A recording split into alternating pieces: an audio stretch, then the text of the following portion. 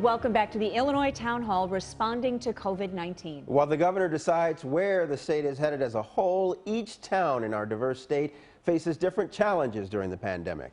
Tonight, we're joined by 9 mayors from across the state in Naperville, Matteson, Champaign, and Peoria. We are also joined by the mayors of Springfield, Rock Island, Rockford, Moline, and Belleville. We'd like to welcome all those mayors to the screen now, joining us all virtually, of course, by Zoom or some measure of that. Yep. Thank you all for being here, tucked away in your homes and offices. We appreciate your participation. I want to start with something sort of basic. The big question around town, up here and around the state is your area ready to reopen? How about a show of hands from all of you? Is your municipality ready to open their doors? Oh, look at that. How many of you all have been ready to open? Little bit, some yes and some no. So tell us too, I would love for you all to paint a picture of where you are around the state and what things look like from a business perspective, if you could. Let's start in Rock Island. Mayor Mike Toms, tell me your thoughts.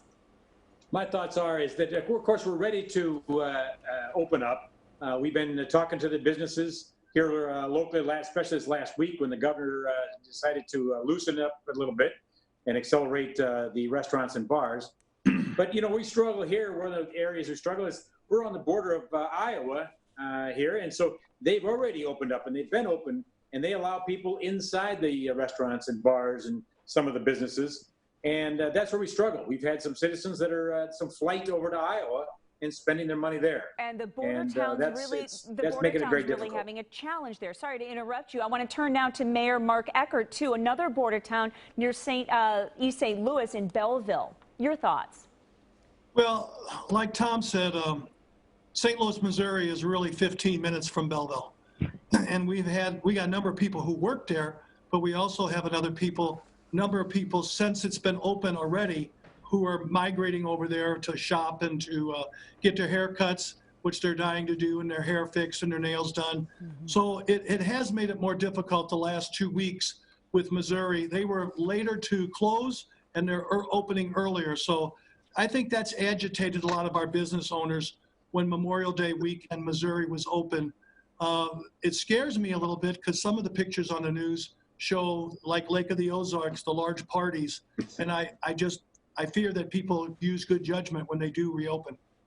And if we could turn to Champaign, let's head to Central Illinois. Mayor Deborah Frank Finan, love to hear from you too, how things feel differently. And we're talking about a college town, right? We are talking about a college town. The university has not made a decision yet as to exactly how they will be handling classes in the fall. Our businesses are prepared to open, though. We have a group called Champaign County Safe website where you can go and download sector plans to help businesses understand what they need to do in order to reopen. They can take a safe pledge so that citizens and the businesses know what's expected. And we have our bars and our restaurants prepared to open throughout our city starting tomorrow. Let's talk about joblessness. 40 million Americans unemployed since March, a really startling number. Let's go to Peoria and Jem Artis. Who's unemployed in Peoria? Well, Tammy and Julie, first, thanks for having this group of mayors on tonight. I think it's really important for people from throughout the state to hear how important it is for us to get Illinois back opened up again. You know, most of this group, if not all of this group outside of Mayor Chirico, is not in the Chicago area. And the rest of the state is very anxious to get back open. Who's not working here? Bar owners, restaurant, all the people that work in the restaurants, a lot of the retail, a lot of barbers, personal service folks, and the trickle-down effect of people who are subsequently not working because those folks can't work. And really it's that domino effect that's rippling through all of our communities that is crippling all of us. We wanted to get to a viewer question. Bradley from Springfield asks, why can I go to Indiana, Missouri, and Wisconsin and sit down to eat inside a restaurant, but not in Illinois? Why don't we head to Springfield? Jim Langfelder, why don't you tell us, what do you think about that? Why can't we eat in Illinois restaurants? Well, that's been the challenge from the start. I know the concern of the governor as well as all of us is people being able to travel within the state originally. Now they can go out of state and how they come back. We do have in Springfield, we have a lot of compliance going on, but people are getting anxious. And now we have some restaurants or a few businesses challenging that order. And it really hurts from a health perspective, but also from others, you know, it risks the others that are being compliant. But we have kept it together. Everybody's anxious to open. We look forward to doing what we can. And that's the balance. How do you keep the social distancing through the rest of this year while reopening our businesses and other facilities to provide services that people want and need to thrive? I'd like to talk to Rockford for a moment. Mayor McNamara, you know, when we talk about getting back to business, one of the biggest challenges, of course, is how you'll handle things when doors do start to open, even if it's in a smaller capacity. I want to show you some video from Savannah, Illinois. Maybe you saw this earlier in the week because it was over Memorial Day weekend. This was a biker bar in Savannah where the proprietor, the owner, said, you know what, I've got to make a living, and welcomed people right into that bar, and it was overflowing. How would you handle things if this were happening in your town? Again, we'll go straight to Mayor McNamara. So first, thank you again for having all the mayors on. It's really important. The mayors are the front line of government in this COVID crisis. So we've been really fortunate. I think the vast majority of our citizens and business owners, although frustrated at times, they certainly understand what this crisis is from the health perspective. So the first thing that we've done is educate people.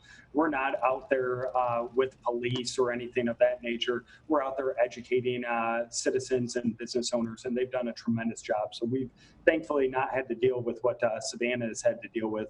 But I would add, we're on the border as well, and we are seeing Wisconsin open, and it's incredibly frustrating for small business owners. So we are really excited for tomorrow to start so that some of these small business owners can get back to their livelihoods. Let's go to Moline. Obviously, COVID-19 has decimated local economies. Stephanie Acri, how are you paying for this? Well, the city of Moline, we've been challenged in many different aspects. The city itself, our finances have been impacted. We're looking at about a 10% shortfall of what we had budgeted. And so we're working hard to make adjustments in our own budget to not impact services to our community. But the community members themselves, we have small businesses that have work on very tight margins, and they're really struggling right now. So our focus has been in supporting them and getting them the resources that they need to bridge the gap of what they're experiencing. I want to toss things to Matson if I could and talk to the mayor there, Sheila Chalmers-Curran. Tell us how e-learning has been going in your area. Everybody's dealing with it. Households, some are handling it well, not so well. How are things going as far as you know? It's going as well as to be expected. This is all new for so many of us, and so it's going as well as to be expected. Of course, we keep in communication with our superintendents here, and they're doing a great job. But just like anything that's extremely new, it takes time to really develop and get the resources to do as best you can. So we are doing well. We'd like to see things go back to some normal life, but we're doing as best we can in the situation that we have here in reference to e-learning. Let's go to Naperville. Steve Chirico. Obviously, as we enter phase 3, stores are allowed to open, though, with customers at 50% capacity. Will that be enough for your stores to make money and to stay open, to survive, frankly? No. It won't, but it's better than being closed completely.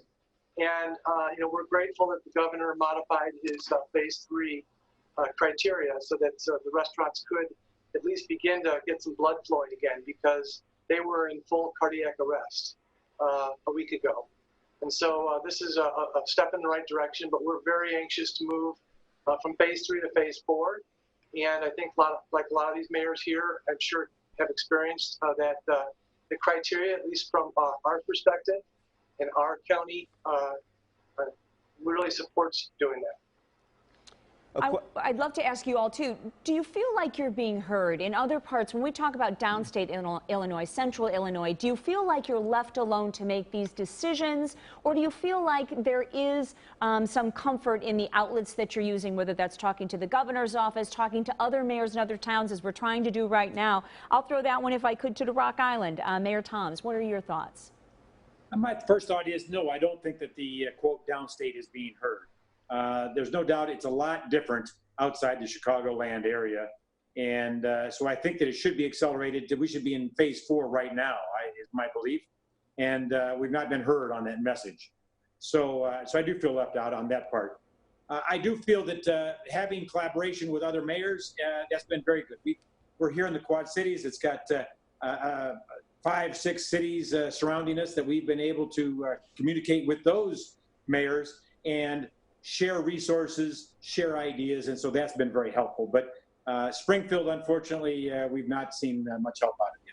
As the state prepares to move into phase 3, contact tracing is going to be required within 24 hours of a positive COVID-19 diagnosis. Want to get a sense of how you're doing with contact tracing in your region. Why don't we go back to Peoria? Jim Artis, how's it looking? Yeah, Taman, that's really one of the strong suits that Peoria has here. We have an outstanding medical community, very strong hospitals, but our health department, Monica Hendrickson is the head administrator at the health department, is an epidemiologist. I can proudly say that the information that she's been sharing with IDPH is information that's being used by the state to guide us through this. And they have an outstanding group of contact tracers, and we're actually helping surrounding communities because of the capacity that we've grown here in Peoria. I'd like to throw that same question, if I could, to Mayor Chalmers-Curran as well, because you're in a different part of the state. Contact tracing, and add to that perhaps the testing involved. Well, one of the things that I think we should first enter is the idea that we're so close to Chicago. We're 30 miles outside of Chicago, and the village of Matheson itself is one of the individuals our community is concerned about, making sure that individuals are safe here. Unlike some of the other areas that we're talking to, and some of the other mayors, we have to be concerned about how we are making sure that our residents are safe. As you know or may not know, that 19 deaths have occurred in the village of Matheson itself.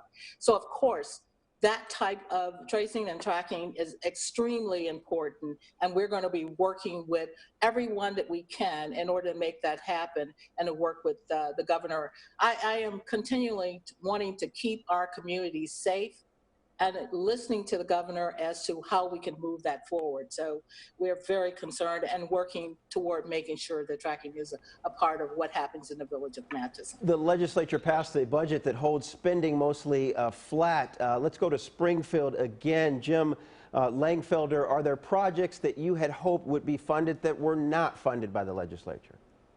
Well, time will tell, especially with the income tax. I think with vertical construction, we have received some infrastructure. We appreciate the governor and the legislature pushing forward I think it's $50 million for immediately.